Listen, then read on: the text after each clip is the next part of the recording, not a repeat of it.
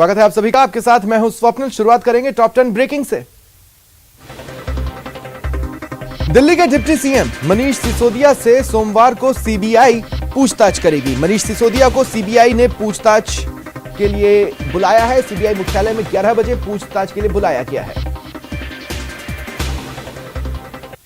प्रधानमंत्री नरेंद्र मोदी ने आज 75 डिजिटल बैंकिंग यूनिट्स को लॉन्च किया। उन्होंने वीसी के जरिए उद्घाटन किया। पीएम मोदी ने कहा, डिजिटल बैंकिंग यूनिट आधुनिक भारत की दिशा में बढ़ता हुआ कदम है। देश में पहली बार मध्य प्रदेश में एमबीबीएस की पढ़ाई हिंदी में होगी। पाठ्यक्रम की किताबें हिंदी में तैयार की गई हैं। केंद्रीय गृह मंत्री अमित शाह ने आज भोपाल में रिमोट का बटन दबाकर 3 किताबों का विमोचन किया। कांग्रेस नेता राहुल गांधी की भारत जोड़ो यात्रा का 39वां दिन है। यात्रा में संगनकल्लू से बेनीकल्लू तक राजस्थान युवा बोर्ड अध्यक्ष सीताराम लांबा शामिल हुए। इस दौरान राहुल गांधी ने लांबा से राजस्थान के सियासी घटनाक्रम पर खुलकर चर्चा की। कर्नाटक के हासन में 3 वाहनों की टक्कर में दर्दनाक सड़क हादसा हुआ। 4 बच्चों समेत 9 लोगों की मौत हो गई, 10 अन्य घायल हैं। महाराष्ट्र के सतारा से रोंगटे खड़े कर देने वाला वीडियो सामने आया। एक तेज रफ्तार मोटरसाइकिल सवार एक युवक को टक्कर मारता दिखा। इसका वीडियो सीसीटीवी कैमरे में रिकॉर्ड हुआ। उदयपुर में चलती बाइक में अचानक आग लग गई। हादसा खेरोदा थाना क्षेत्र के भटेवर पावर हाउस के पास हुआ। हादसे में बाइक सवार बाल बचा। मध्य प्रदेश के इंदौर में टीवी एक्ट्रेस वैशाली ठक्कर ने फांसी लगाकर आत्महत्या कर ली। कई टीवी सीरियल्स में वो काम कर चुकी। T20 वर्ल्ड कप के पहले ही मैच में सबसे बड़ा उलटफेर। क्वालिफाइंग मुकाबले में नामीबिया ने श्रीलंका जैसी दिग्गज टीम को 55 रनों से हरा दिया। नामीबिया ने 164 का टारगेट किया था। श्रीलंका की पूरी टीम 108 रनों पर सिमट गई।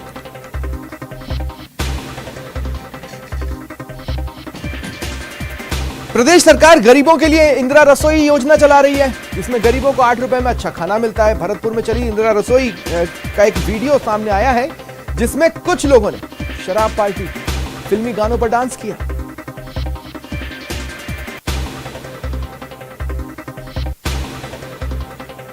तो देखिए, विस्तार से भी इस खबर को जान लें। प्रदेश सरकार गरीबों के लिए इंदिरा रसोई योजना चला रही है। इसमें गरीबों को 8 रुपए में अच्छा खाना मिलता है। भरतपुर में चली इंदिरा रसोई का एक वीडियो इस बीच तेजी से वायरल हो रहा है। इसमें कुछ लोग नजर आ रहे हैं। ये कुछ लोग शराब पार्टी भी कर रहे हैं, नाच रहे हैं, गा रहे हैं, फिल्मी गानों पर डांस कर रहे हैं। यह मामला भरतपुर के रूपवास कस्बे की इंदिरा रसोई का है, जहां डांस और शराब पार्टी हुई। इसकी जांच के लिए नगर पालिका अधिशासी अभियंता ने जांच कमेटी बनाई है। तस्वीरें देखिए आप, चेहरे भी साफ साफ नजर आ रहे हैं। इन्हें यह अलाउ कैसे हुआ? कई सवाल हैं। सवाल यह भी है कि क्या इंदिरा रसोई के संचालन का जिम्मा जो लोग संभाल रहे हैं वो वहां मौजूद थे? क्या इन्हें रोकने की कोशिश की गई थी, या उनकी परमिशन से यह सब कुछ हुआ, या फिर वो भी इसमें शामिल थे? ये तमाम वो बिंदु हैं जिस पर जांच कमेटी जांच करेगी।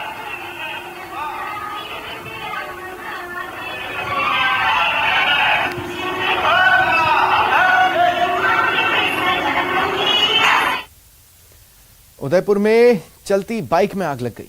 बाइक में आग लगने से हड़कंप मचा। बाल बाइक सवार की जान बची है। मौके पर राहगीरों की भीड़ जमा हो गई। लोगों ने आग को बुझाने की अपने स्तर पर कोशिश की। बाइक हालांकि पूरी तरह जलकर खाक हो चुकी है। देखिए, तस्वीरें हैं आपकी टीवी स्क्रीन पर। ये तस्वीरें उदयपुर से सामने आई हैं। चलती बाइक में एक स्पार्क हुआ, जिसके बाद बाइक ने आग पकड़ ली।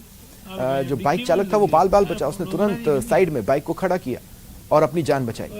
हर कोई डरा हुआ था। लोगों की भीड़ वहां पर लग गई। लोगों ने अपने स्तर पर आग पर काबू पाने की कोशिश की, लेकिन थोड़ी देर में ये बाइक बर्निंग बाइक में बदल चुकी थी, आग की गोले में बदल चुकी थी। आग लगने से ये बाइक पूरी तरह जलकर खाक हो गई है।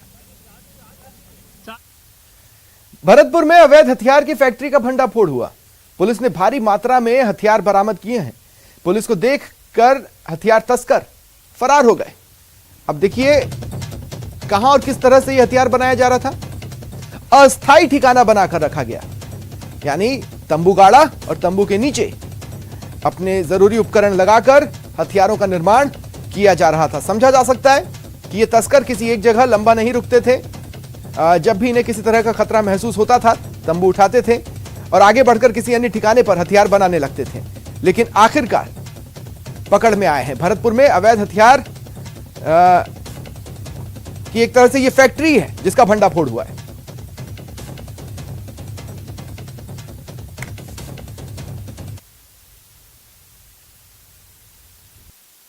कार्रवाई को अंजाम दिया गया, जिसमें भारी मात्रा में अवैध हथियार बनाने की 2 फैक्ट्रियां पकड़ी गई हैं, जिनमें अवैध रूप से निर्मित हथियार, जिसमें खाने की सामग्री, औजार, टेंट आदि, भट्टियां आदि सामान को पकड़ा गया है, जिसके खिलाफ अवैध रूप से निर्माण के लिए मुकदमा दर्ज कर कार्रवाई की जाएगी और जो इसमें जो भी अपराधी शामिल हैं उनके विरुद्ध चिन्हित कर लिया गया, जिसके विरुद्ध कार्रवाई की जाएगी।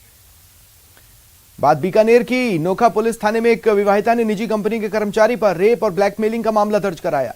आरोपी ने पीड़ित को ब्लैकमेल कर 3,20,000 रुपए भी ले लिए। पुलिस के मुताबिक पीड़ित 2019 में सुजानगढ़ रोड स्थित निजी कंपनी में काम करती थी। तभी उसकी जान पहचान प्रीतम सिंह से हुई। फिर 3 मार्च 2020 को प्रीतम सिंह उसे बर्थडे पार्टी के बहाने बुलाया, नशीली ड्रिंक्स पिलाई और रेप किया।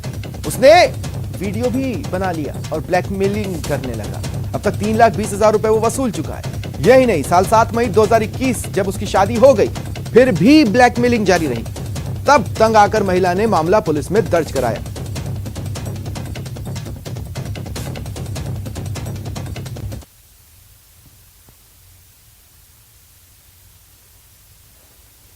विवाहिता ने कल मुकदमा दर्ज कराया कि मैं 2019 में नोखा में कोई प्राइवेट कंपनी है उसमें काम करती थी। तो मेरे साथ ही कोई प्रीतम सिंह नाम का हरियाणा का लड़का काम करता था, जिसने मेरे से बातचीत शुरू कर दी। फिर मुझे अपने घर ले गया और मेरे साथ में बलात्कार किया। फिर मेरे फोटो वगैरह खींच ली, मुझे ब्लैकमेल करके मेरे पैसे एंट्री, जिसमें हमने प्रकरण दर्ज करके तफ्तीश शुरू की है। कोटा के खाई रोड इलाके के व्यापारियों ने चंबल की रियासतकालीन पुलिया को शुरू करवाने की मांग को लेकर धरना दिया। विकास कार्य के नाम से करीब पिछले 2 महीने से इस पुलिया पर आवागमन बंद है। व्यापारियों का कहना है इस पुलिया से आवागमन नहीं होने के कारण उनका व्यापार चौपट हो गया, उनको आर्थिक संकट से जूझना पड़ रहा है। व्यापारियों ने चेतावनी दी, अगर पुलिया का काम जल्द नहीं शुरू किया गया तो आंदोलन उग्र करेंगे। चंबल की छोटी पुलिया को शुरू करवाने की मांग को लेकर जो नयापुरा के खाई रोड के इलाके के जो व्यापारी है वो धरना पर बैठ गए हैं और यहाँ हम आपको तस्वीरें दिखाना चाहते हैं। यहाँ जो ये चंबल की छोटी पुलिया है यहाँ धरना दे दिया और इनकी मांग है कि यदि समय पर ये जो पुलिया है शुरू नहीं की गई तो जो है उग्र आंदोलन किया जाएगा और अनिश्चितकालीन धरना दिया जाएगा। हम यहाँ के व्यापारियों से बातचीत करते हैं और जानते हैं क्या डिमांड है आपकी। धरना दे दिया, ये मुख्य जो चंबल की सड़क कही जाती है, ये सड़क खाई रोड से कुनाड़ी को जाती है। इस सड़क में तुरंत प्रभाव से हमारा यहाँ वैकल्पिक रास्ता खोला जाए, उससे आवागमन चालू हो, व्यापार चालू हो, कनेक्टिविटी सारी इधर चीज से बनती है। इससे हजारों लोग रोजाना आते जाते हैं। आज अगर ये चीज बंद है तो हम व्यापारी ये समझ लो खत्म हो गया व्यापार हमारा। पुरानी रियासत पुलिया है, उससे खाई रोड के व्यापारियों का उससे रोजी रोटी चलती है, उनका व्यापार होता है। जिस दिन से पुलिया टूटी हुई है ये बारिश में, इसलिए हमारा पूरा व्यापार चौपट हो गया है। हम जब तक हमारी सुनाई पूरी जाते हम यहाँ धरने पे बैठे रहेंगे। आपको बता दें कि ये नयापुरा की वही चंबल की पुलिया है जहाँ हादसे में करीब 9 लोगों की मौत हो गई थी। उसके बाद में यहाँ विकास कार्य करवाने की बात को लेकर इसी चंबल पुलिया को फिलहाल बंद कर दिया गया है। लेकिन बंद करने से आवागमन बाधित होने के बाद जो व्यापारी है उनका जो करीब 400 व्यापारियों का पर रोजगार का जो है संकट छाया हुआ है। उनका साफ तौर पे कहना है कि पुलिया शुरू नहीं होने के कारण उनको भारी परेशानियों का सामना करना पड़ रहा है और उनकी ग्राहकी नहीं होने के कारण उनको फिलहाल दुकान बंद करने जैसी स्थिति बन रही है। इसलिए जल्द से जल्द जब तक इस पुलिया का काम शुरू नहीं किया जाएगा तब तक उग्र आंदोलन किया जाएगा और इसी तरह धरने पर बैठे रहेंगे। कोटा से न्यूज 18 राजस्थान के लिए ओम प्रकाश मारू। श्रीगंगानगर के घड़साना में एडवोकेट आत्महत्या मामले में 45 दिन बाद घर में रखा सुसाइड नोट मिला। इसमें मृतक एडवोकेट ने घड़साना थाने के पुलिस कर्मियों समेत अन्य वरिष्ठ पुलिस अधिकारियों पर प्रताड़ित करने की बात लिखी है। मामले को लेकर अनूपगढ़ बार संघ की कार्यकारिणी के द्वारा प्रेस वार्ता की गई। सुसाइड नोट मिलने के बाद बार संघ मांग कर रहा है कि धारा 306 में दर्ज मुकदमे, एडवोकेट के साथ हुई मारपीट के आरोप में दर्ज मामले और पुलिस की तरफ से झोरड़ के खिलाफ करवाए गए मामले की एसओजी से जांच करवाई जाए। 2022 को हुई थी, उसके बारे में पूरा विवरण देते हुए उसके बाद में उन्होंने ये कहा कि पुलिस के अधिकारियों के द्वारा और अनुसंधान अधिकारी के द्वारा, यहाँ तक कि रूपगढ़ के DYSP के द्वारा उनके साथ टॉर्चर किया गया था और उनको बार बार धमकाया भी गया था कि वो इस प्रकरण में कोई कार्रवाई न करें, और परिणाम स्वरूप वो अत्यधिक दबाव में थे। परिवार को और उसको लगातार धमकियाँ मिल रही थी, जिस वजह से उन्होंने आगे जाके ये भी लिखा अपने सुसाइड नोट में कि अगर मेरे साथ किसी प्रकार का हादसा हो जाता है तो उसके लिए ये अधिकारी ही जिम्मेदार होंगे। दीपावली का त्योहार नजदीक है और मिलावटखोर सक्रिय हैं। सरकार ने शुद्ध के लिए युद्ध अभियान चला रखा है। इसके तहत जगह जगह छापे मारे जा रहे हैं। दौसा में इस अभियान के तहत अब तक 29 नमूने लिए गए। इनमें से 7 की रिपोर्ट आ चुकी है। 7 में से 3 नमूने फेल पाए गए, 1 नमूना अनसेफ मिला, 2 नमूने मिस ब्रांड मिले। ऐसे में तीनों फर्मों के खिलाफ कानूनी कार्रवाई की जा रही है, लेकिन 7 में से 3 नमूने फेल होना बताता है जिले में करीब आधे दुकानदार मिलावट कर रहे हैं, जिसका खामियाजा जनता भुगत रही है। पब्लिक से अपील है, जहां भी मिलावट की संभावना दिखे, आशंका लगे, तत्काल सूचना दें ताकि मिलावटखोरों के खिलाफ कार्रवाई हो सके। 29 नमूने लिए गए दिवाली के, और अभियान के अलावा दूसरा विशेष अभियान चलाया जा रहा है। लगातार अभियान चल रहा है, उसके तहत अपने 29 नमूने अब तक लिए गए हैं एक 25 दिन के अंदर। उसमें से 7 नमूने की रिपोर्ट आई, उसमें 3 नमूने, 1 अनसेफ, 2 मिस ब्रांड पाए हैं, और लगातार ये अभियान जारी रहेगा। जो नमूने मिस ब्रांड और अनसेफ पाए गए, इनकी नियमानुसार कार्रवाई की जाएगी। महिलाओं के खिलाफ बढ़ रहे आपराधिक मामले पर अंकुश लगाने को लेकर राज्य सरकार और राजस्थान पुलिस ने नई पहल कर सुरक्षा सखी नाम से कार्यक्रम का आयोजन किया, जिसमें समुदाय और पुलिस के बीच सुरक्षा सखी एक सेतु के रूप में काम करेगी। जो महिलाओं और युवतियां आत्मरक्षा और सुरक्षा संबंधित मुद्दों के प्रति झिझकती हैं, उन्हें जागरूक करने के उद्देश्य से सुरक्षा सखियां को ब्लॉक स्तरीय प्रशिक्षण दिया जा रहा है। ऐसे में बीकानेर के खाजूवाला में ब्लॉक स्तरीय प्रशिक्षण शिविर का आयोजन किया गया। कंप्लीट किया है, और मेरे ग्रामीण इलाके की जो महिलाएं हैं उनको बहुत सारी समस्याओं का मतलब करने के लिए, समाधान करने के लिए हम लोगों को एक प्लेटफॉर्म मिला है सुरक्षा सखी। तो सुरक्षा सखी के माध्यम से जो ग्रामीण इलाके की महिलाएं जिनके साथ दहेज प्रथा जैसे अनेक प्रकार के यौन उत्पीड़न, जैसे छोटी उम्र में शादी कर देते हैं, तो उनके साथ बहुत सारी दिक्कतें होती है। तो उनके लिए एक हेल्पलाइन नंबर दिया है सुरक्षा सखी के नाम से। उस पर कॉल करेंगे तो पुलिस वाले और जो सुरक्षा वाणी के जो सदस्य है वो हमारी हेल्प करेंगे। पहले तो हमारे पास बस यही था कि हम ना जो हमारे पास सूचना होती थी हम थाने में दे। अब सुरक्षा वाणी नाम से एक नंबर भी हमारे पास आ गया है। थोड़ा कॉन्फिडेंस आ गया कि हम ना महिलाओं की हेल्प कर सकते हैं, पुलिस की भी मदद ले सकते हैं। पहले तो मैं खुद को भी ऐसे झिझक होती थी कि हम थाने में कैसे जाएं। सुरक्षा सखी में जुड़ने के बाद हमारी जो झिझक थी वो दूर हो गई है। और रुकते हैं एक ब्रेक के लिए। दौसा में कृषि विपणन मंत्री मुरारी लाल मीणा ने आज संभाग स्तरीय खेलकूद प्रतियोगिता का शुभारंभ किया। प्रतियोगिता में कस्तूरबा गांधी आवासीय विद्यालयों की बालिकाएं भाग ले रही हैं। इसमें जयपुर, अलवर, दौसा जिले की टीमें भाग लेने पहुंची। इस दौरान प्रतियोगिता का शुभारंभ मंत्री मुरारी लाल मीणा ने ध्वज चढ़ाकर किया। खिलाड़ियों ने मार्च पास्ट किया, अतिथियों ने सलामी ली। 2 साल तक कोरोना काल के अंदर अधिकतर जो बच्चों की प्रतियोगिता जो बंद रही थी, पहले तो हमारी सरकार ने ग्रामीण ओलंपिक जो चालू किया था उसका बड़ा रेस्पॉन्स ज़बरदस्त मिला था और एक अच्छा खुशी का माहौल सारे गांव में था। अब संभागीय स्तरीय प्रतियोगिता जो आवासीय विद्यालयों के हैं कस्तूरबा गांधी के, उसका भी हमें सौभाग्य मिला। 200 वालों की प्रतियोगिता का आयोजन हमारे सभी अधिकारी कर्मचारियों ने यहाँ पे दौसा में किया है। हम चाहते हैं कि अच्छा मैसेज दौसा के लिए हमारी बच्चियाँ लेके जाएँ। जिला स्तर पर आयोजित जो प्रतियोगिता है ये समग्र शिक्षा के अधीन प्रतियोगिता कस्तूरबा आवासीय विद्यालयों की बालिकाओं की है और संभाग स्तर की ये प्रतियोगिता आयोजित हो रही है। इसमें दौसा, जयपुर, अलवर, कस्तूरबा गांधी संभाग के जो जिला स्तर से विजयी रहे हैं वो बालिकाएं इसमें भाग ले रही हैं। श्रीगंगानगर में दिवाली के त्योहार के चलते पटाखा निर्माताओं के द्वारा पटाखे बनाने का काम जोरों से चल रहा है। खासतौर से फुलझड़ियों को बनाने का काम किया जा रहा है।